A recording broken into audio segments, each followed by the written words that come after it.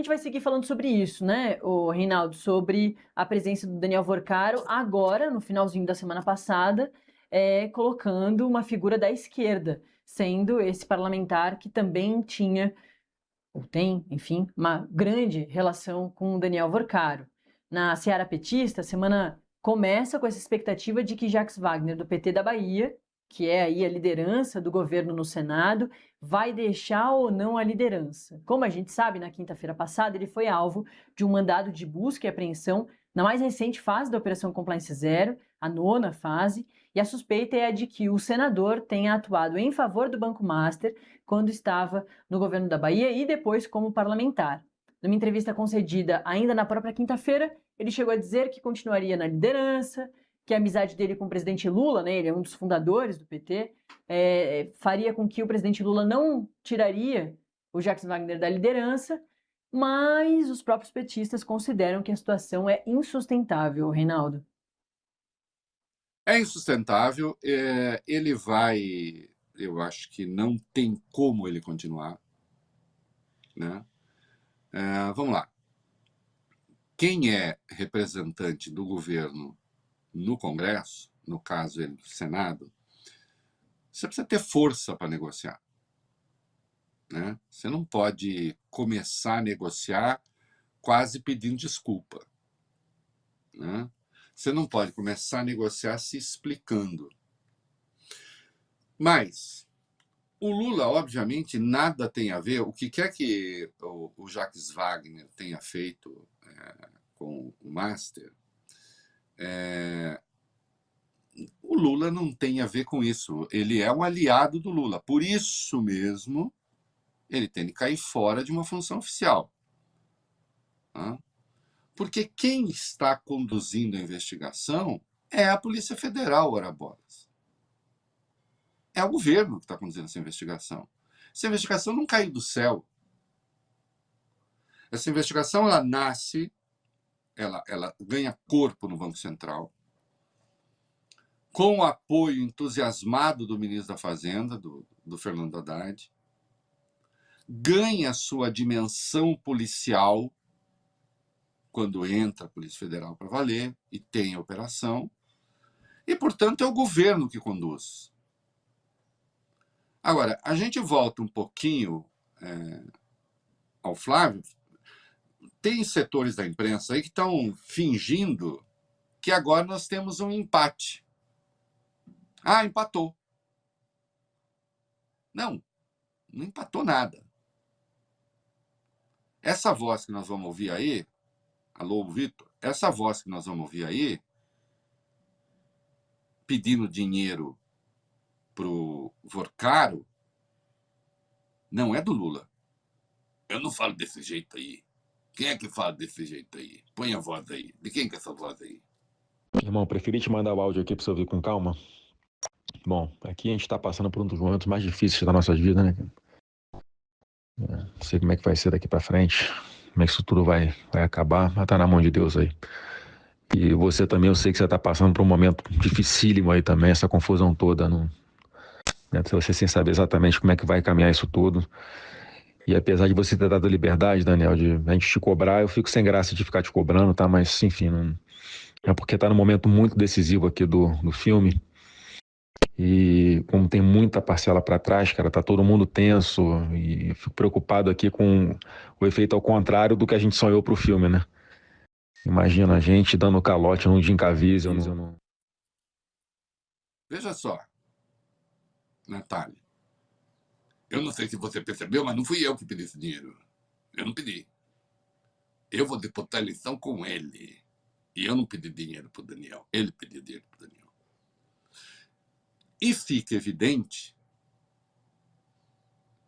que há intimidade aí. A proximidade. Né? Então, quando se fala que houve um outro encontro, né? Ou outros encontros, isso é absolutamente verossímil. Não? E certamente houve. Que é Daniel, e você sabe, e depois com a gente não tem meia conversa. Ô, Reinaldo, me chamou muita atenção um ponto nesse áudio aí, nesse primeiro áudio da relação de amizade e também de negócios do Daniel Worcaro com o Flávio Bolsonaro, que é isso que você colocou da intimidade que eles tinham, né? Para além do meu irmão, que o Flávio chama o Daniel desse jeito, assim como o Mário Frias também usa a mesma expressão, meu irmão, que é esse dos áudios aí, das sequências dos áudios que o Intercept revelou. Mas o Flávio Bolsonaro, ele fala para o Daniel Worcaro que, assim como você sabe, a gente está passando por esse momento de dificuldades, era isso. Tinha acontecido o julgamento do ex-presidente Jair Bolsonaro, condenação por golpe de Estado e vários outros crimes. Nesse momento aí era o derretimento da tornozeleira eletrônica, era o deslocamento dele, né, a transferência da casa dele para a superintendência da Polícia Federal e tudo mais.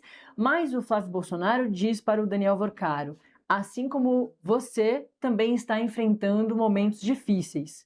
Que momentos eram esses que o Flávio Bolsonaro sabia que o Daniel Worcaro estava enfrentando? É isso, o Daniel Worcaro sabia que tinha ali uma situação extremamente complicada, porque o Banco Master era esse banco bastante delicado, mas a prisão do Daniel Worcaro acontece lá em novembro, né? Que levanta essas suspeitas do quanto o Daniel Worcaro sabia o que estava acontecendo de investigação da Polícia Federal, sabia o momento em que ele podia ser preso, ele é preso no aeroporto de Guarulhos, no raio-x do aeroporto de Guarulhos. Dá uma impressão de que o Flávio Bolsonaro, por ser muito amigo do Daniel Worcaro, realmente sabia dos problemas com a justiça e com a polícia que o Daniel Worcaro estava passando, né, Reinaldo? Não, ele sabia porque fazia 6 dias que o Banco Central tinha recusado a compra do Master pelo BRB quando ele manda esse vídeo. Ele manda esse vídeo pedindo, esse áudio, ele manda esse áudio pedindo o resto do dinheiro. 6 dias depois, e o Banco Central ter dito não à compra. Portanto, ele conhecia as dificuldades que o Daniel Worcaro enfrentava. E, evidentemente, quando ele diz você também está passando, eu estou passando, estamos todos passando, e se o vídeo, e se o dinheiro era para fazer o filme que vai virar campanha eleitoral, aliás, e que, portanto, já é caixa 2 de campanha, é claro que se ele é candidato à presidência da República, isso sugere que, se ele fosse eleito, ele poderia tentar resolver depois aquilo que resolvido eventualmente não foi. Você entende? Quer dizer, não tem interpretação alternativa. Né? Agora, você quer saber? Vai ter muita acusação de todo lado e não sei o quê. Não são equiparáveis, eu insisto, esse empate não existe. Agora, eu não acho que isso vai determinar o resultado da eleição. O resultado da eleição vai ser o seguinte: quando eles tiverem que se debater, o que você vai fazer com a aposentadoria? Vai ter aumento real ou não? O que você vai fazer com o salário mínimo? Como é que você pretende tratar disso? O que vai ser feito com saúde? O que será feito com educação? Porque essas avaliações todas, aí, governo 38 ruim, péssimo, 32 bom, ou outro regular, é nessa turma do regular que nós vamos ver. Que os 38 de ruim, péssimo, aí é gente que é antipetista mesmo, acabou, não vai votar nem que chovesse maná. Né?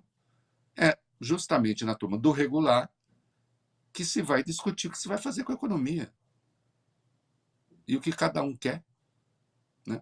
Que a acusação, bandido, você é bandido, mas isso vai ter, sempre tem. Né? É do jogo eleitoral.